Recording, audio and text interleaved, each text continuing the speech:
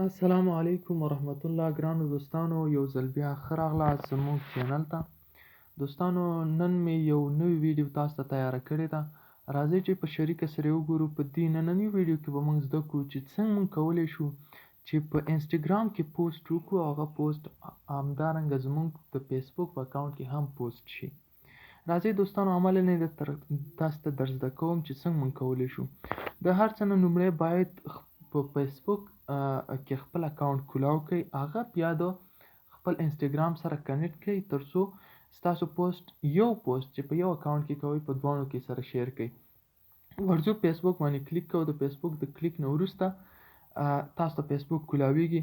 ورځو خپل فیسبوک اکاونټ کولاوو، دلته پاسورډ ورکړو، دغه دی لاګ آن.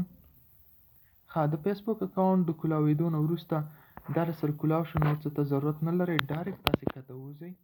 دا مینځ بټن ووهئ، خپله دا ختمیږي.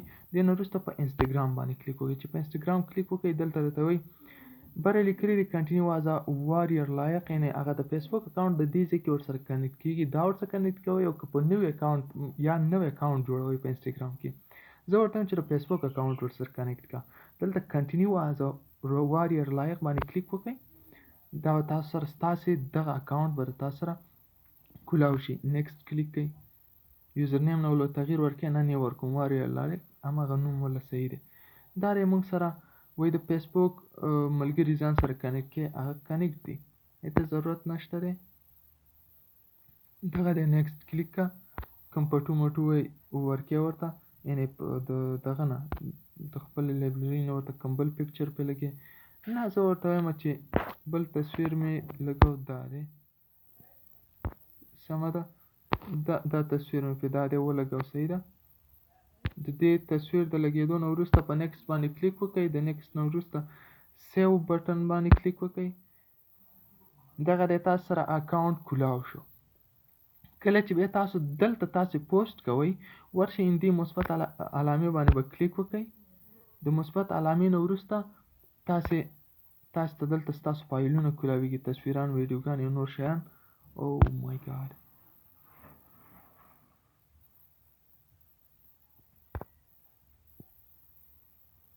چې دا ولې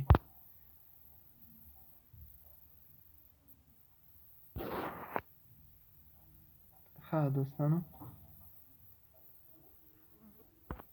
نه پوهېږم چې ولې دا څه مشکل دی پکې.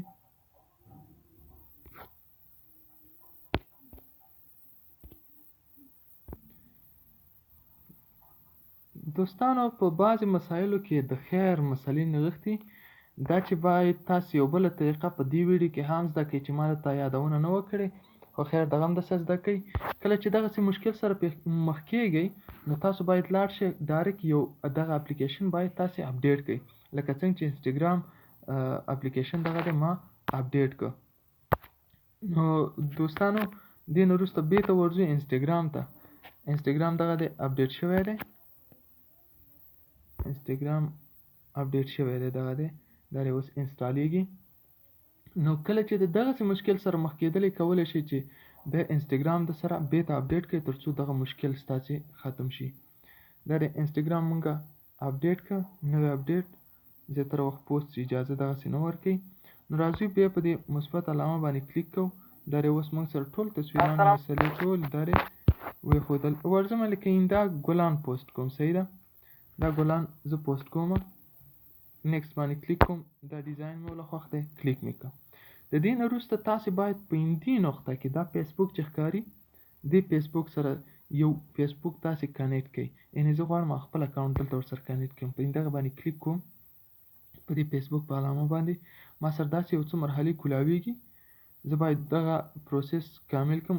دته وایي چې دلته باید خپل اکاونټ ورکړي، خپل ایمیل ادرس یې ورکړي، نور شیان ورکړي. ورته ورکومه اف نیو 0 او دلته به ورته زه خپل پاسورډ ورکړم.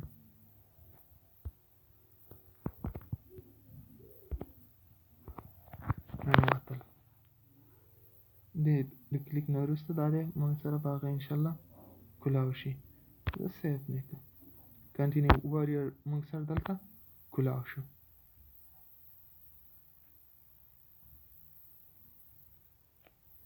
نو کله چې always share to Facebook دا دې کلیک کړه که نه دې نه وروسته به همیشه به ستاسې چې کوم پوسټ غواړئ او که نه غواړئ هغه به ډایرکټ پوسټ کېږي هلته که غواړئ چې نه نننی پوسټ زه یوازې پوسټ کوم او نور نه پوسټ کوم نو بیا په ناٹ ناو باندې کلیک وکړه هغه د تاسو سره هغه اکاونټ هلته کولاو شو دا چې کلیک کې نه شیر کېږي چې بیا ته کلیک ورسره شیر کېږي شیر کلیک کړه ستاسې پوسټ هلته هم پوسټ شو دغه دی دوستانو دا د پوسټ طریقه وه چې څرنګه موږ کولی شو یو پوسټ په انسټاګرام کې وکړو هغه پوسټ ډایرکټ هلته په دغه کې هم پوسټ شي په ستاسې په هغه بل اکاونټ کې چې د فیسبوک اکاونټ دی دوستانو هیله من یم چې زمونږ ویډیو هم خوښه شوې وي امید لرم چې خوښه شوې مو وي زمونږ چینل ته سبسکرایب کړئ ویډیو د سره وګورئ لایک کمنټ هم د یادونه وځي مننه دوستانو